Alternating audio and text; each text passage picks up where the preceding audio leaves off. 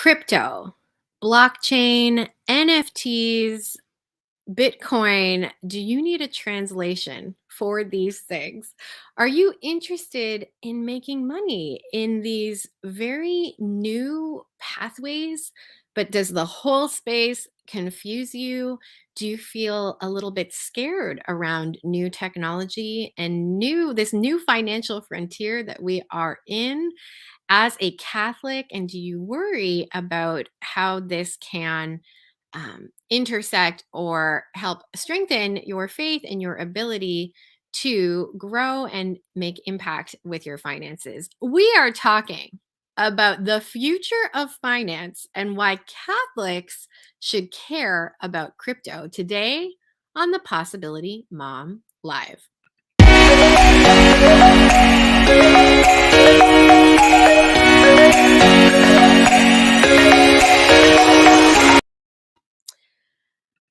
My husband, Josh Canning.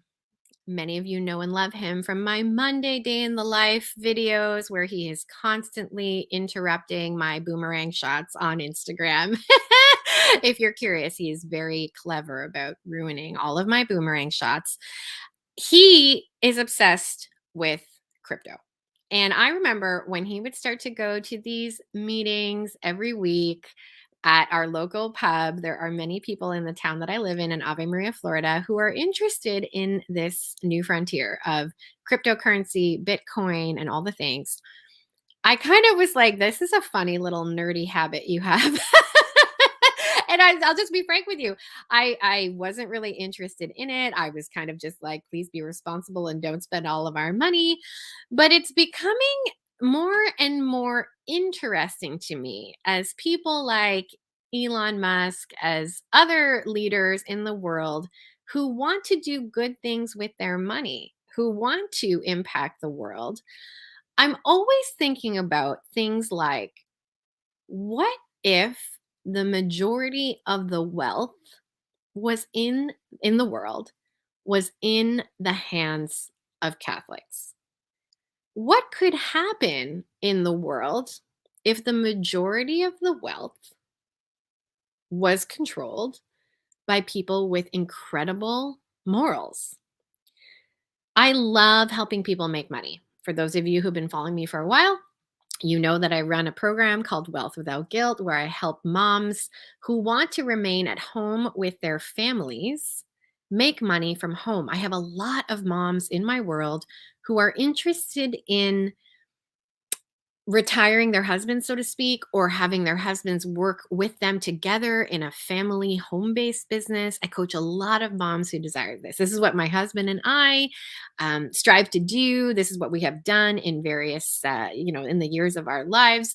We've done an interesting combination of things in terms of creating wealth for our family, a combination of working outside the home, inside the home, and more recently, getting just interested and curious about these new pathways, the future of finance, what it means to have your money diversified in this unique way. So, when it got on my radar that there was going to be a Catholic crypto conference, and the way that this got on my radar was very interesting. As many of you might remember, in August I hosted a summit, the Possibility Mom Business Summit. This is I believe the fourth time, maybe the fifth time that I've held a summit of this kind, virtual conference where I brought in a variety of speakers. And it's a fun story. I really want to tell it. So post the summit, there was quite a bit of interest to meet with me. I made it available, that people could have 30-minute conversations in my calendar to talk about building a business and how Wealth Without Guilt, my program, could help them do that. And I remember getting the notification from my email that a gentleman named George had booked a call. And I was kind of like, oh, that's interesting. I don't really, I do coach dads, but not really, like not in a formal capacity typically. I have coached men one-on-one in the past, but typically I'm working with moms. And so when I saw that name come in, I was like, oh, this is interesting. And when we met, I was just surprised and delighted. Here was a dad who had heard about me through his daughter and was very intrigued by my desire to build a Catholic economy and was very intrigued by my desire to keep families together at home. And so he felt very compelled to share with me this Catholic crypto conference that is happening very soon. So we just got to chatting. I know very little about cryptocurrency. I know very little about this space. But I am very intrigued by why a Catholic would maybe want to have this on their radar. I'm very intrigued about the potential this has for families to grow their wealth over a period of time. And I'm very intrigued just about the future of the church. And, if you follow me for a while, I really care about the church winning. And I really care about the church becoming, I'm going to use the word adept at new means, new ardors, new ways in which to get its message out into the world. So today I'm inviting, so George, the gentleman I was talking about, is one of the co founders of this conference. And I am inviting another gentleman who I have long admired and is involved very much in the creation of this conference. Matthew Pinto. Matthew Pinto has been at the forefront of multiple Catholic initiatives since the early 1990s. In 1998, he founded Ascension Press, which I know many of you are very familiar with, leading the leading Catholic publisher and media outlet to global prominence until 2021. Matt is the founder of the Genesis Group, the creator of the Catholic Crypto Conference, the co-founder of the Theology of the Body Institute, Envoy Magazine, the Maximus Group, and CatholicExchange.com. He has also authored and co-authored more than a dozen Catholic books and educational resources. It is my delight to invite and bring on to the Possibility Mom Live, Matthew Pinto. Matthew, how are you? Lisa, it's great to be with you. I think I'm a little dark there. I'm not sure what to do about it, but All good. Don't worry. We can see you. We can hear you. That's what's most important. Matthew, there's so many things I want to talk to you about. You're also a husband and a I, father. Remind me how many kids you have again? we have 6 children here on earth and 3 lovelies in heaven. Oh, so beautiful. So, I want to just start before we get into Catholic crypto, or why a Catholic, why I want to invite Catholics to have cryptocurrency and this future of finance very much on their radar. But before we do that, I just want to go to the very beginning. Why do you care about Catholic media, Catholic content creation, Catholic authors? Because you were with Ascension for so many years. Why was that important to you? Oh my goodness, potentially my favorite question that could be asked. I love the faith, Lisa. I believe the propositions at about age 21. I'm 57 now. At 21, I went through a renewal after getting challenged on my faith. I spent about 2 years driving around the streets of suburban Philadelphia doing this advertising business that I had, listening to audio cassettes. They were cassettes back then. And my mind was blown at age 22, 23, 24. And so I just became convinced that God was real, the Lord Jesus was real, He established a church, and that the church was the one that you and I know today as the Catholic Church. And the propositions all made sense. They fit together, this teaching with that teaching. So I just became floored at all that we have been given. And I responded. I responded, eventually selling that business and going and working for the church for the past 31 or so years. It's somewhere in that range. I have a lot of women, primarily, but men too, but primarily women who want to start businesses or are in the process of growing their business. They're making their first 10,000. They're on their way to make their first 100,000.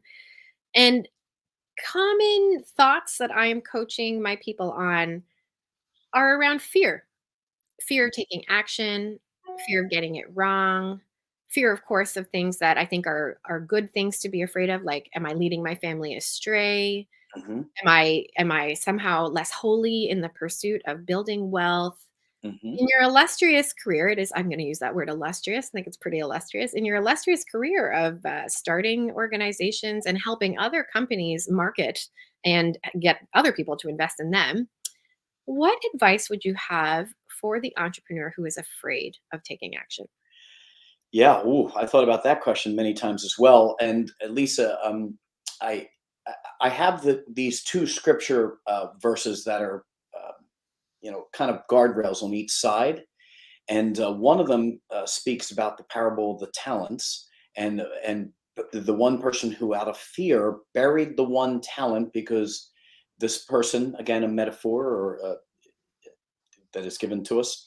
Um, this person feared that the Lord was a hard master and would be very exacting, and so out of fear buried the talent, but then was rebuked by the Lord. So for not being industrious. So I have that on one side, but then I also have on the other side, because I've done faith-based business for the past 30 years. I also have the incredible verse ringing in my ears that you've made my father's house a marketplace. And for someone who does Catholic business, how do you balance those two? But at the end of the day, I I just felt that if one is talented, that there would be a greater rebuke in risking the my father's house, a den of thieves or a marketplace. That would have been the greater avoidance than taking the risk and using one's talent. So those things have always registered in my head. I do think, though, Lisa, and in this modern age, this can sound sexist, and I don't intend it to, but I've read before that men, either due to our giftedness or our dense in the head, um, we tend to be overconfident, and women maybe a little bit less so, and in some regards maybe investing. And I think there might be a reason for it, is because you are protector, you are nurturer, you are thinking of you're seeing your children's faces every day, and in a sense you're wired for family communion and protecting that. So I can see why potentially maybe some of your constituency might have a little bit more than maybe you would hope. Um, but these are real questions, because we don't want to do wrong. We don't want to have a temporal disruption, and we don't want to do wrong in the Lord's eyes. So I get it, but I think we're called to go forth in boldness, not using prudence, our highest natural gift, our intellects. Mhm. Um, I think we're called to move forward. Yeah, absolutely. As a mindset coach, I am always the prayer that I often pray before I coach my clients is, Lord, enlighten our intellect. Like it's just essential. One final question before we move on to crypto, because I'm dying to ask it. I often get my people, so I attract Catholic moms building businesses. They're often doing things like, for example, I have the Catholic date night. I have a Catholic fasting coach. I have a Catholic parenting coach. And there are sometimes questions around, like, shouldn't this be free because it's based in faith? I Yes. feel guilty charging money for Yeah. what I'm doing because it's faith based. Matthew Pinto, what is your response to that? Yeah. And I've thought of that question many, many times. So here's where I've landed. First off, there is a verse in the New Testament that speaks that the laborer is worth his or her wage. That's one issue. It just so happens that you or I or whomever have chosen professional Catholicism. So, meaning the faith, but doing it professionally. And well, what are we to do? We have bills to pay. So I think that might be rooted more in a scrupulosity, and really not the full Catholic understanding of the question. But here's um, one kind of crux barometer that I've used in my own life. Um, I've answered the question that if I were a gazillionaire, um, am I 98 or 99% certain that, sure, I'm going to take care of my family, but that I'm really A, substantially detached from wealth, Mm, and B, am I going to use this for good? And I've asked myself this question a number of times, and I've landed, oh no, I'm pretty certain I'm going to use it for good. I'm going to take care of my family. No doubt we're going to live nicely. We're not going to live radically indulgently, but we're allowed to live nicely and comfortably, even with great wealth, as long as it doesn't become an idol. So I would say I get it. I understand it. I hear the instinct. I think it's probably more rooted in a little bit of maybe bad theology and maybe scrupulosity, which we're told is a disease of the soul, probably rooted in pride.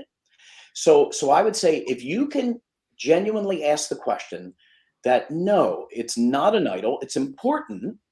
It but it's not an idol, and I'm really want to use this for the good of my family and the good of humanity, then I believe you should let yourself off the hook, be at ease, keep it in check. And then one other thing, Lisa, that will guard you is I do really encourage you to tithe, really kind of give till it hurts.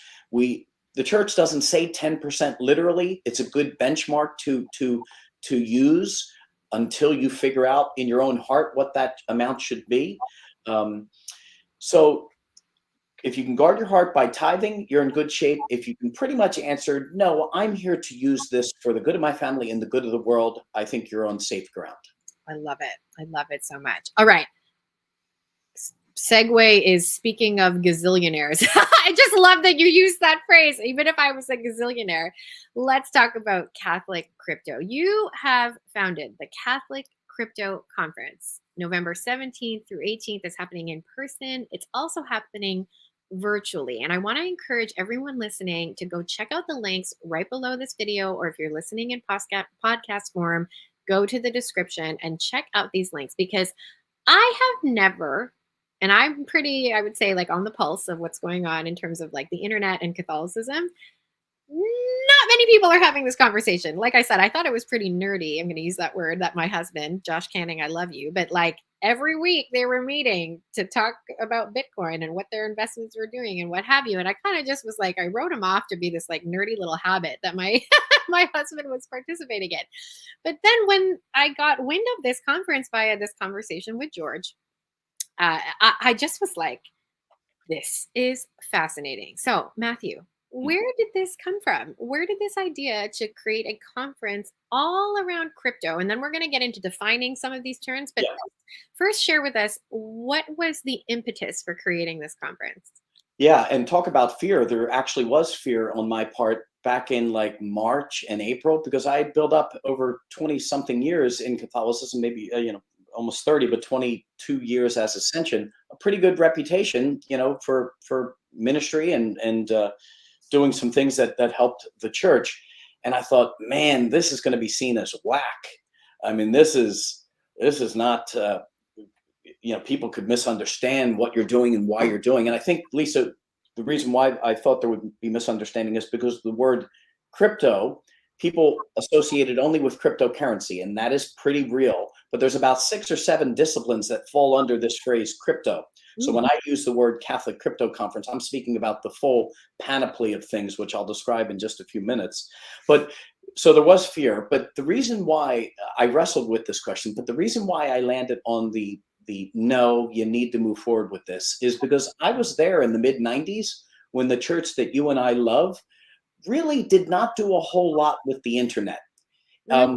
Sure, we had some websites and a good number of websites, but um, we really didn't philosophically think about what the internet was and what it could mean, and bring in experts to kind of grab us by the lapels and say, yo, Matt Pinto, yo, Ministry X, Y, and Z, Bishop Smith and Bishop Johnson, you don't understand what this internet is. And so I came to that conclusion that these technologies of blockchain, crypto, Web3, NFTs, and more really could be powerful. Therefore, the church should know about it. So that was the evolution process. But I got to tell you, I hesitated for about a month and a half to 2 months as to whether I wanted to do this. And but then I concluded, no, there's too much potential here, and I just want to land on the word potential. It's not a guarantee, but the world is moving in these directions, and so I just concluded that no, what if it is all substantial? I got to take the risk, and the church has got to know about this. I want to pause on that for a moment, because I think it's an important thing to note. I thought that this was get rich quick, because when my husband was investing, we were seeing a massive return. So to be very frank with you, I don't remember all the Yeah, details, but he was so excited. He would come to me every day and be like, look, it's happening. This was, I want to say, about a year ago. So yeah. again, I don't remember all the details, but he was so excited. And then of course, a year went by and no more. No more excitement. My husband no longer is as excited about what's Yeah. happening with those. So I do want to pause right here and just say, this is not a get rich quick. I had a perception that it was maybe a little bit like that. not like that at all. We are talking potential. And what I think I'm hearing you say is we're also looking at being early adopters as a church, where perhaps, I'm going to make a bold assumption here, uh, where perhaps the church could be like, no, thank you, I'm not going to explore. Right.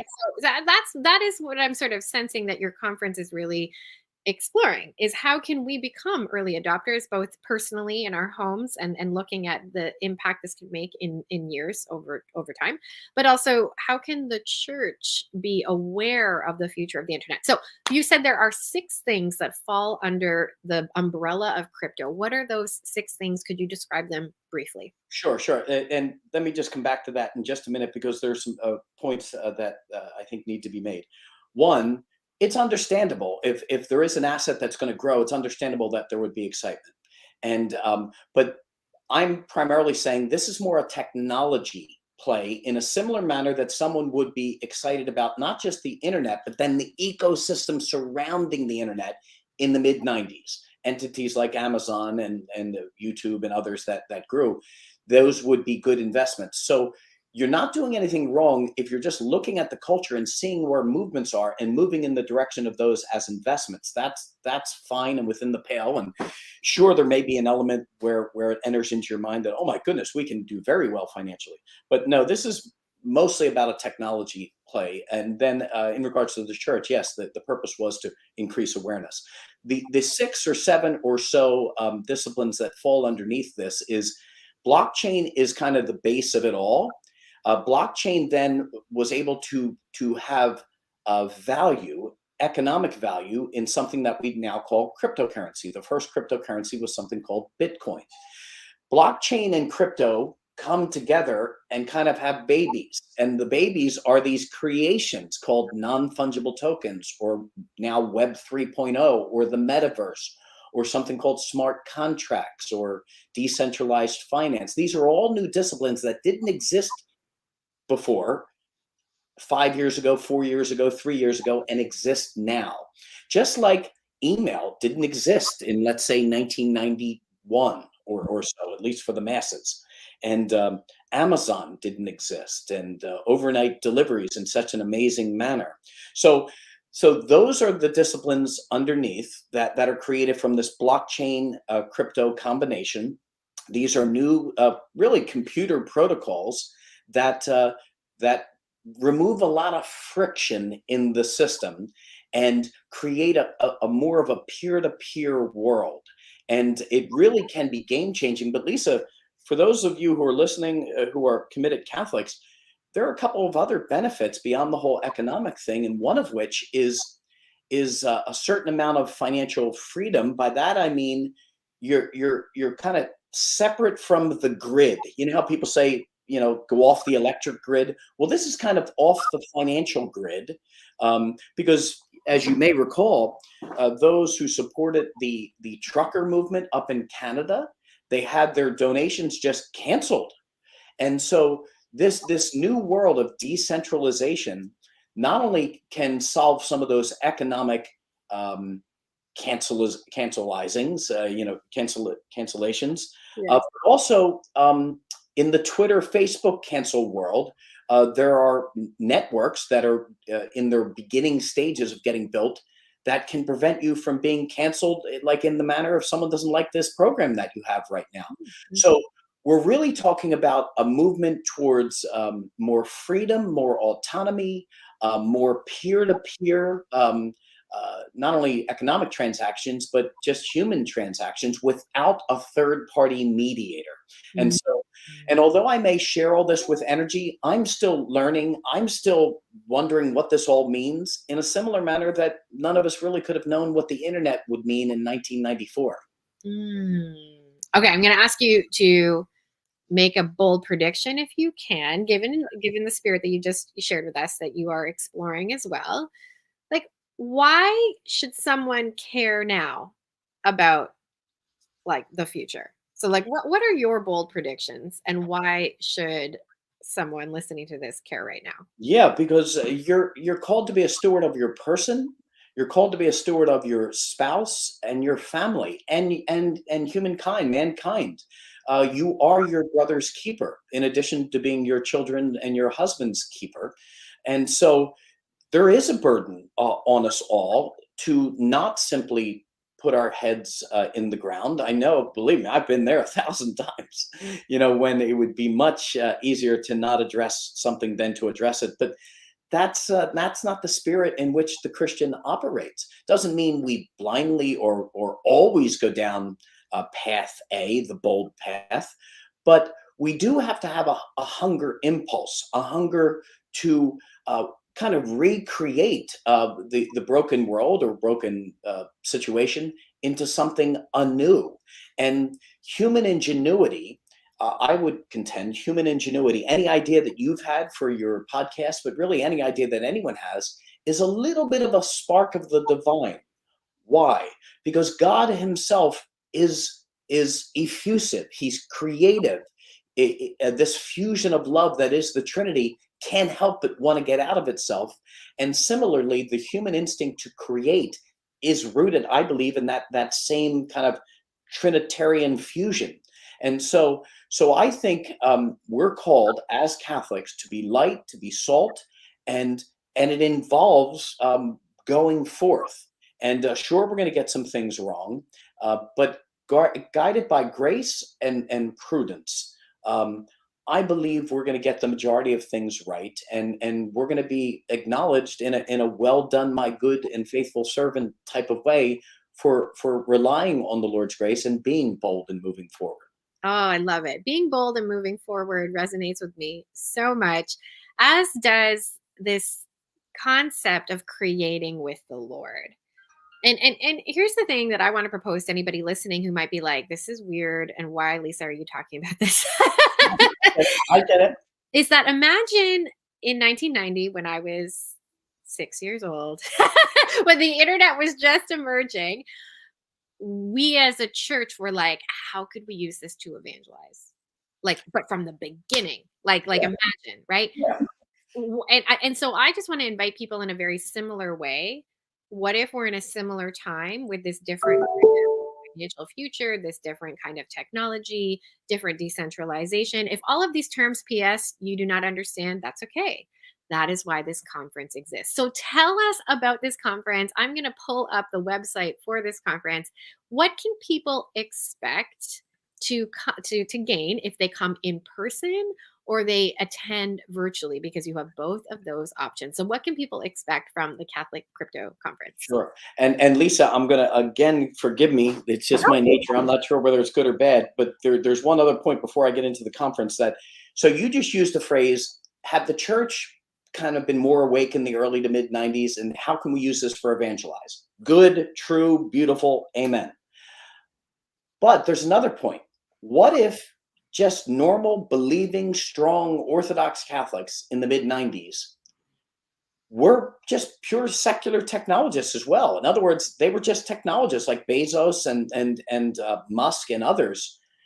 If solid Catholics were just business people and solid and technologists, and they became the Bezos and the Musks financially, think about the good that they could do in the world. Very often, I think as Catholics, we think that the secular world is secretly dirty, and but I'm contending that I had a friend's mom she was a wonderful mom, and she did a lot of fundraising. She said to my friend and myself one time, she says, we need successful Catholics so they can fund all these various projects as well. So it's not just the internet for evangelization, but it's business for the sake of eventually doing amazing things to be able to help the world. Can you imagine if we had 5 to 10 Jeff Bezoses of the world who were Orthodox, solid Catholics, and what that would mean for the world? So I just needed to make the point that we don't do these things purely and only for evangelization. We're allowed to use them for temporal reasons, knowing that those temporal blessings could then be used for the common good. So I needed to make that point. Forgive me for 100%. I'm glad. And here's the thing. Listeners who have listened to my podcast long enough know this story, but I have to bring it up now. I live in Ave Maria, Florida, and we love the university. My husband and I are big fans of Catholic education in general. My children go to Catholic school, and we love what the university is doing. We love, and Tom Monahan created this whole town, and you know, like this whole town. So we attended the school's gala, and the gala, it was a fascinating thing. My babysitter was there, and my babysitter and I were talking, and she kept darting her eyes. She kept darting her eyes, and she was like, "I'm so sorry, Lisa. I need to go and thank my benefactor." And I remember being like, "What?" And she just skedaddled over there. I saw them embrace this big hug. I think there were tears. She came back to me after and she was like, "Yeah, that woman over there funded all 4 years of my Catholic education." Mm. And there were multiple people like this in the room. And Tom Monahan was the one who facilitated this school and this environment and this town that I now live in and have the wonderful privilege of living in, all because he built his wealth. And how did he build his wealth, everybody? He owned Domino's Pizza, and then he sold it, and so on and so forth. There's many other things that he did. But just to your point, imagine the impact that Catholics could have on the world because of the wealth that they created in ethical ways, of course, but in secular ways. So I just you and I are speaking. So what about this concept too? And again, I hope I'm not throwing off our timing here of the interview, but what is more virtuous? To see the potential evil, to face it, and then choose good. In other words, the temptation being there, but actually being so integrated that you actually understand the temptation and you still say no, or to simply avoiding the temptation. Now, both are right responses. If you are at a certain level in your walk that you can't even be tempted towards either sex or money or whatever the case may be, well, then the proper response is for you to turn away. But would it not be more noble for someone to eventually become integrated to the point where they could be faced with these realities, a gazillion dollars, and say, yeah, I'm integrated enough that it's no big deal, and I can have that as a part of my life.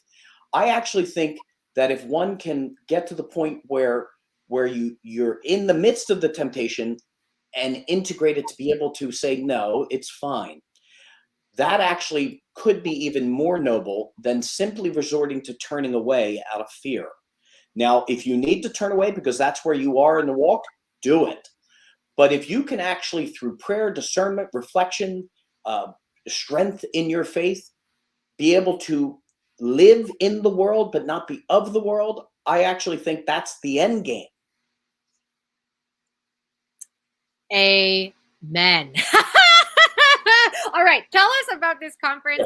Yeah. What can people expect attending either virtually or in person? Okay, so well, it's going to be unique. We have 30 something presenters. I brought together technologists, finance professionals, crypto professionals with Catholic philosophers, theologians, and pastoral associates. About 30% of our presenters are not Catholic. But they were brought in because they were experts, and we have to at times be comfortable with that. And even if it involves maybe a mistake being made, sometimes you got to take those risks. So we have 4 different tracks. One track is just for beginners. Introduction to crypto, introduction to blockchain, introduction to Web 3.0, introduction to NFTs. And so it's really, there is no perfect conference, but it's a really good conference, if not great conference. It's sizable, big, and we're going to hit our goal of 250 people in person. That's the max that we can take, and we will probably hit that in the next day or two. And but there's an unlimited number of people we can take virtually, and you can watch live, or you can watch the videos from what I think I understand at a later time. And it should be a good experience. I think you're going to learn a lot. There is going to be a new language at times of words you're not going to understand, but that's part of life in many regards. And if you go to a new high school, you're going to meet new people. You go to a new college, a new town, you're going to meet new people. It's part of life. So it's really going to be a great event, Lisa. And I encourage who's ever watching to really consider coming and just to learn about really what is probably the future of finance and much of the future of technology. I love it. I'm going to be attending virtually. I want to encourage everybody to look at the links right below wherever you're watching or listening to this to attend in person or to attend virtually. I love that you actually have 30% are not Catholic who are presenting. And I think that we do a disservice to ourselves. Now, of course, we always have to have our filters, and then we have to have people who advise us with the filter. So maybe if you don't feel like you have enough information to be that filter, then bring someone else in, and which is why I'm so glad we're having this conversation. But just, I think we do ourselves a disservice by not learning from more, secular sources. So I'm just so grateful that you've created this conference. Where can people go to learn more about you and about this conference? Sure, sure. So my future is something called the Genesis Group, and it's a Catholic entity that creates Catholic entities, an incubator. And our first project is this Catholic Crypto Conference. So you can go to CatholicCreation.com. That will get you to the Genesis Group, or CatholicCryptoConference.com. So CatholicCreation.com or CatholicCryptoConference.com. Amazing. And we'll make those links available below this episode. Matthew Pinto, thank you so much for spending some time with me today. You're welcome, Lisa. It was good chatting with you. Oh my gosh, there's so many things to unpack from that interview, my friends. And I apologize, I didn't get to all the live comments here, but Josh Canning, husband in the house, Freedom Convoy. He was, yes, we are we are proud Canadians living in the United States, and we followed that story very clearly. This Facebook user says, yes, call to move forward. Natalie, thank you for joining me live. Excited to learn more. The thing that I really want to highlight from this conversation that I think is just worth really like for all of us to ponder is, what if we can use secular means, but in an obviously totally ethical way, informing our intellect, ensuring that we always want to run to confession, that we have good guidance in using it all. But what if we used it to build the kind of wealth that can be like build Catholic schools, that can build not even just pregnancy centers, but like incredible networks of support for people who are in perhaps crisis pregnancy? What if the wealth that was created could just fund incredible projects on the internet and so on and so forth? I want to invite you to use your imagination for all of that and more. Alrighty. Grab your virtual ticket to the Catholic Crypto Conference via the link in this episode. I will see you there. And thank you again for journeying with me. We'll see you next time.